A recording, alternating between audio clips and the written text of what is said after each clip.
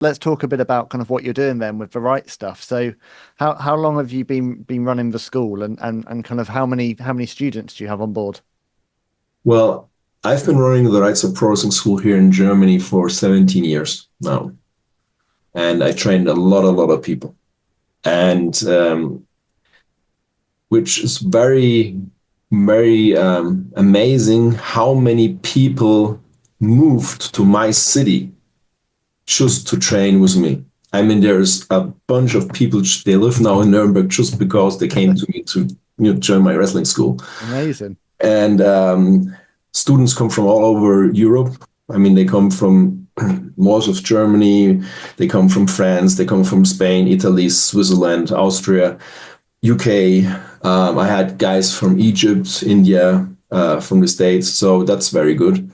And it's a lot of fun because when they first come, they're like an empty glass, and I have the chance to fill in with a lot of positive stuff. Because when I started in the business, and especially when my dad started in the business, you had to deal with a lot of bullshit as a rookie, and I didn't want to.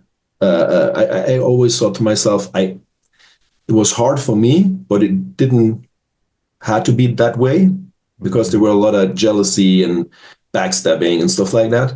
And so I thought to myself, well, I have a school now, and why don't I open a wrestling promotion so I can help those young people further in the business, having a safe environment where they can develop in a safe spot, where they get good criticism, not bad criticism, where they are motivated to develop more, and no backstage politics stuff, just performance counts and loyalty and respect and stuff like that. So that's why I opened New European Championship Wrestling. And for me, it was always, I mean, I never officially retired in that business. Actually, I'm turning 50 next year, so I still could go Yep. do matches, because I do many matches with my students. But at the time when WCW was sold to WWE, I was just mentally burned out and physically. And I said, okay, I needed time off. I sit out my contract because I still had 2 more years left.